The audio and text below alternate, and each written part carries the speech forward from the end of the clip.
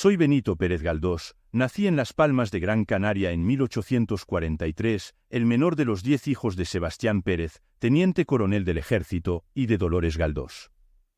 Desde niño, me apasionaba la música, el dibujo y la literatura.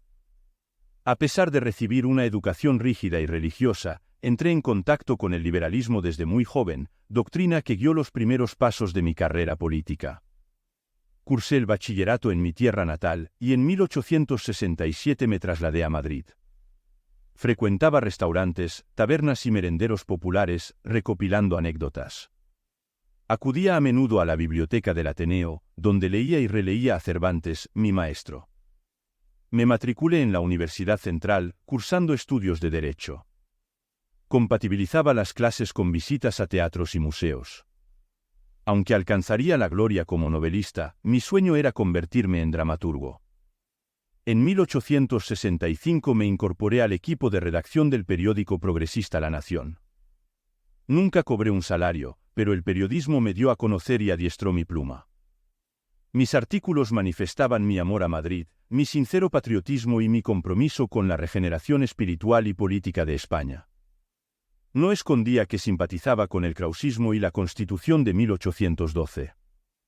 Deploraba la ignorancia, el atraso y la incultura del pueblo español. Conocí a Leopoldo Alas Clarín en el Ateneo, quien apreció de inmediato mi talento. No habla mucho, prefiere oír. Podría ser el escritor que restaurara la novela popular. Con Clarín mantuve una sincera y profunda amistad, y una relación epistolar donde la crítica literaria lúcida de Clarín sirvió de cauce para mis ideas estéticas. Por entonces, Madrid era una ciudad pequeña con 300.000 habitantes.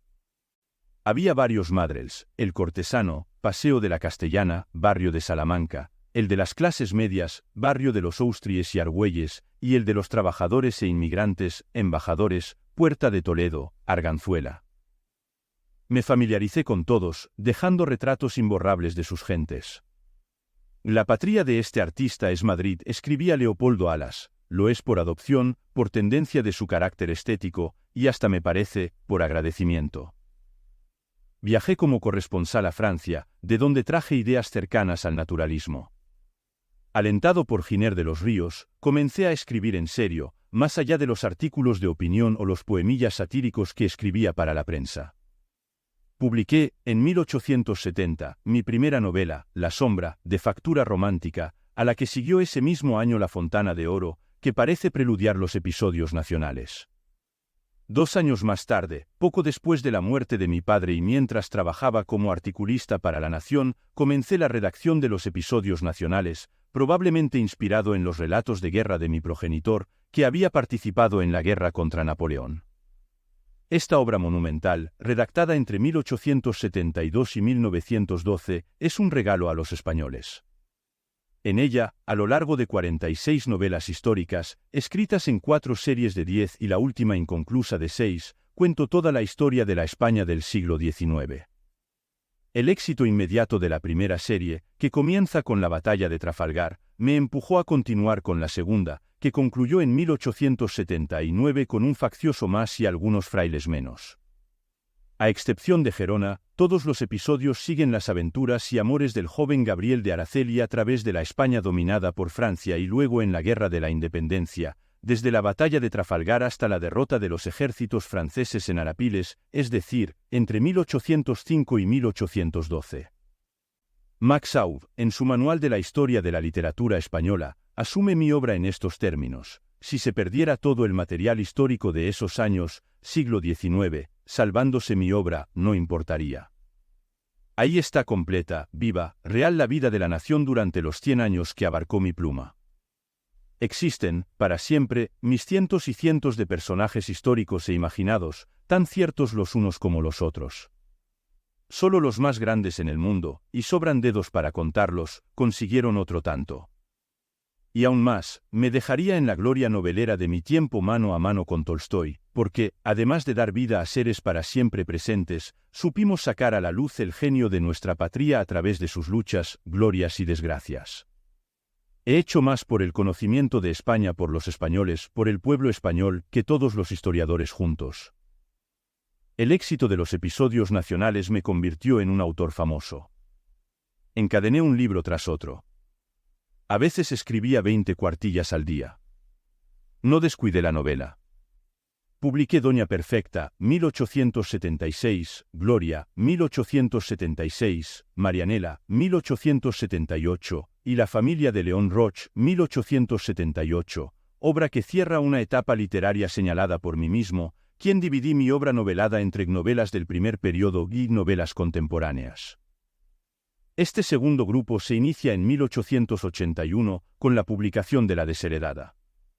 Según confesión mía, con la lectura de La taberna, de Zola, descubrí el naturalismo, lo cual cambió mis novelas, que incorporarán a partir de entonces métodos propios del naturalismo, como es la observación científica de la realidad a través, sobre todo, del análisis psicológico, aunque matizado siempre por el sentido del humor.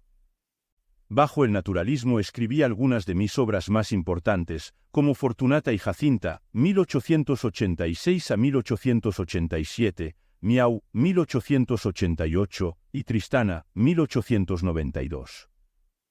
Todas ellas forman un conjunto homogéneo en cuanto a identidad de personajes y recreación de un determinado ambiente, el Madrid de Isabel II y la Restauración, en el que yo era una personalidad importante, respetada tanto literaria como políticamente.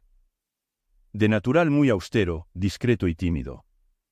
Estuve soltero toda mi vida, pero se me tenía por mujeriego, y se me conocen varias relaciones, quizá la más duradera fuese la que tuve con Emilia Pardo Bazán. Durante los 20 años que duró nuestra relación, ésta se nutrió de todos los ingredientes novelescos: admiración, amor, pasión e incluso infidelidades por ambas partes. Sin embargo, y a pesar de ser los dos muy conocidos en nuestra época, nuestra historia ha trascendido hasta nuestros días, gracias a haberse hecho pública la correspondencia entre ambos. Lo que se conoce de esa relación proviene de las cartas que se conservan de entre las que nos enviamos. Son 92 de Emilia a mí y solamente una de mí a ella. Se han recopilado y comentado recientemente en la obra Miquiño mío. Cartas a Galdós, que está disponible en nuestra biblioteca. En 1886, a petición del presidente del Partido Liberal, Práxedes Mateo Sagasta, fui nombrado diputado por Guayama, Puerto Rico, cargo que desempeñé, a pesar de mi timidez y poca predisposición para los actos públicos, hasta 1890, cuando terminó la legislatura liberal y mi colaboración con el partido. También en ese momento, se rompió la relación secreta que mantenía con Emilia Pardo Bazán e inicié una vida en común con Lorenza Cobian, con la que tuve una hija, María.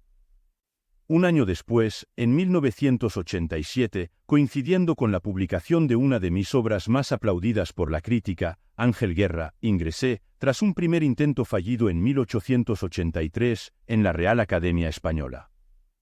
Durante este periodo escribí algunas novelas más experimentales, en las que, en un intento extremo de realismo, utilicé íntegramente el diálogo, como Realidad, 1892, La loca de la casa, 1892, y El abuelo, 1897, algunas de las cuales adapté también para la escena.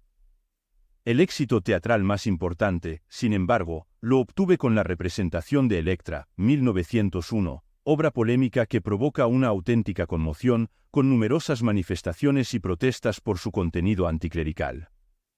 La obra es un ataque a la influencia de las órdenes religiosas en la vida política y social. También traduje obras del inglés, principalmente de Dickens, los papeles del Club Pickwick y Grandes Esperanzas.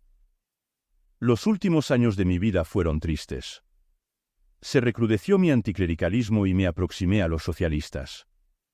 Volví a la política tras 17 años de ausencia, elegido en la convocatoria electoral de 1907 con la coalición republicano-socialista para representar a Madrid, 1907 a 1914. Mi liberalismo me costó el premio Nobel en 1912.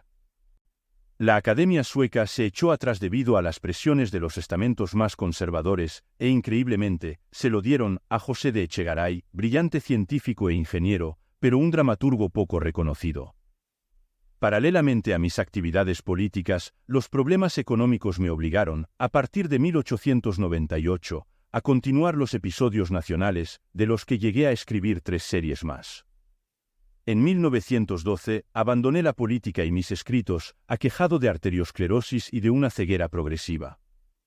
El 19 de enero de 1919, con 76 años, escuchaba atento el discurso de Serafín Álvarez Quintero, el principal promotor del monumento dedicado a mí en el Retiro. A mi lado estaban mi hermano Joaquín y el alcalde de Madrid. Ya casi ciego y muy delicado de salud, aquella fue la última vez que visité el Retiro. Arruinado y víctima de la enfermedad, fallecí el 4 de enero de 1920. Más de 20.000 madrileños acompañaron mi féretro hasta el cementerio de la Almudena. Mi labor fue la de transformar el panorama novelesco español de aquella época, avivé el realismo español, dotando tanto de una gran expresividad a la narrativa las novelas que trataban de la sociedad burguesa española y daban voz al pueblo llano con una enorme expresividad que me llevó a ensayar las novelas dialogadas.